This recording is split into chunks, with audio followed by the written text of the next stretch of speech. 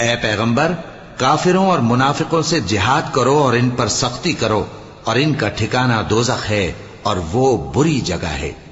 یہ اللہ کی قسمیں کھاتے ہیں کہ انہوں نے تو کچھ نہیں کہا، حالانکہ انہوں نے کفر کا کلمہ کہا ہے اور یہ اسلام لانے کے بعد کافر ہو گئے ہیں، اور ایسی بات کا قصد کر چکے ہیں جس پر قدرت نہیں پا سکے۔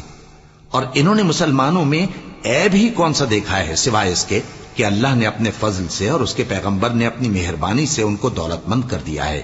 سو اگر یہ لوگ توبہ کر لیں تو ان کے حق میں بہتر ہوگا، اور اگر منہ پھیر لیں تو اللہ ان کو دنیا اور آخرت میں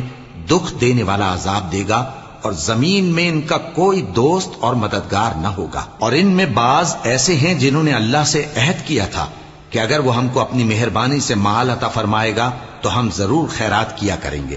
اور نیکوکاروں میں ہو جائیں گے، لیکن جب اللہ نے ان کو اپنے فضل سے مال دیا تو اس میں بخل کرنے لگے اور اپنے عہد سے روگردانی کر کے پھر بیٹھے۔